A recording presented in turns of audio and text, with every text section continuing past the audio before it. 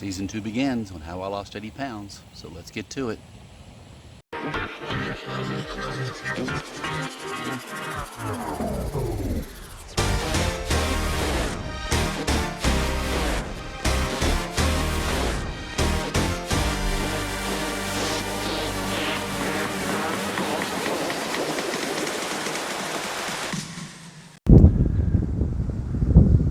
So before I get to at least one of the three things I did to lose 80 pounds, I want to make an understanding is that most of us go through when we're out of shape, haven't exercised for years, just through age or whatever, we're at a point where we really can't exercise to lose weight.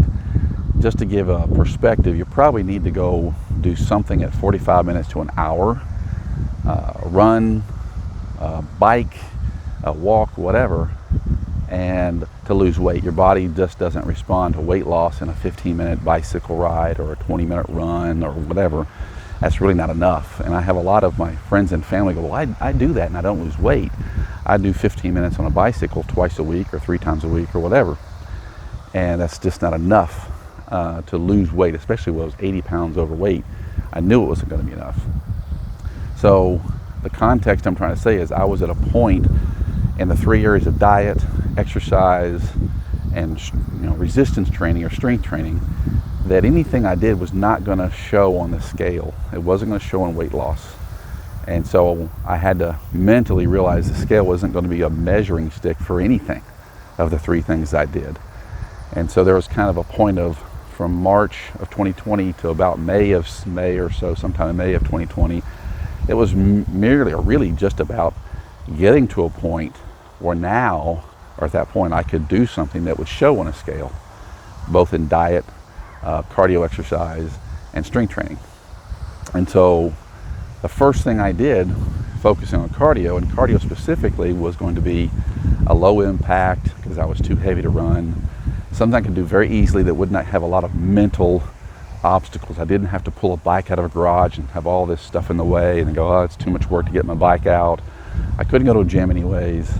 And stationary bike could be boring, anything, all that stuff. All the mental things I could do is walking didn't require a whole lot of setup or anything, which is I chose walking.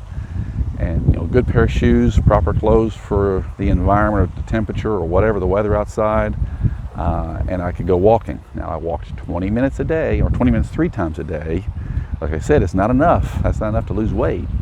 So the first week or so was 20 minutes 3 times a day, and that was a mental aspect of making time for it in my schedule, making time for it to invest in myself, telling the kids, nope, don't interrupt me while I'm working out. I'm going to work out and then we'll go do what you need to do, that kind of stuff. And so 20 minutes a day, and the progress would be 20 minutes a day and then 25 minutes a day, or 25 minutes of a walk, I should say. And the next progress mark would be 30 minutes, and the next progress mark would be 35. And then I start to get to 45, and at 45 to an hour, that's when your body says, I'm doing something that will burn off weight, assuming some other things or you're doing some other stuff too. So the mental aspect was part of the 3 times a day and making time for it and not being overly stressed about making time for it. It was very much easier to do with walking. I didn't have a lot of recovery. My joints weren't getting hurt. I wasn't finding excuses because, it's so hard to go run or whatever. So walking was very easy to do. It is extremely underrated as an exercise. Anyways, doctors and even a lot of your professional athletes use walking a lot more than they'll tell you, to stay in shape, lose weight, complement other types of exercise programs they do, diet and otherwise. So walking is a tremendously underrated exercise tool. But as I said, you need to work up to a point where it makes an impact in your health, and that's usually 45 minutes an hour. Even my doctor would say that for years. Walking 45 minutes and beyond does wonders for your physical health. So that's really the number one thing in that context, was exercising through walking and understanding I was at a point where I wasn't going to lose weight. I was going to lose weight at some point in the future when I was fit enough to do so. And so that's the hard mental part.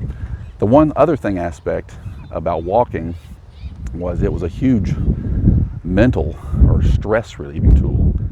with the pandemic issues going on, all that stuff, plus just being a small business owner and doing tax and all the tax law changes I was dealing with and still deal with today, walking is a huge, or exercise in general, is a huge stress relief for me.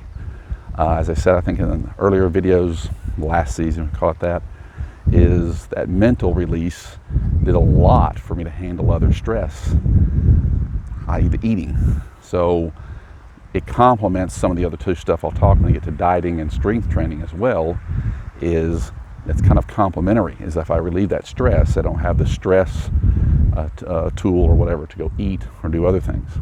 And so I think it's underrated what exercise does for us. For me, it was walking. My wife says walking does wonders for her. I can't say it'll do for the friends and family who are watching these videos, but there was a huge mental aspect.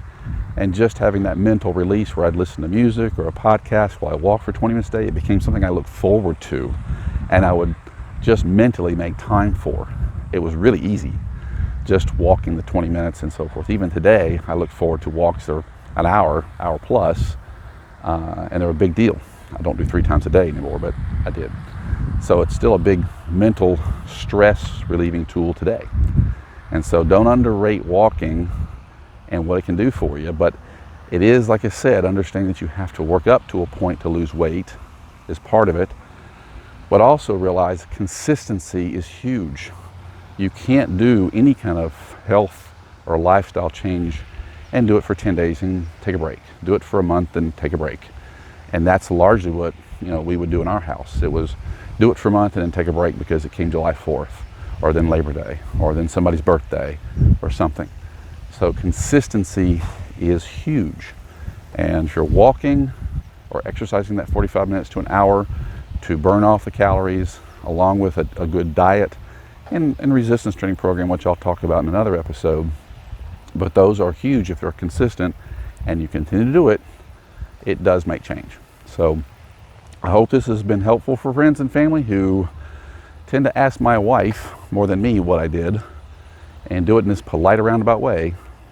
This is the channel for you. So I hope you get something out of it. Love you all. Have a good day.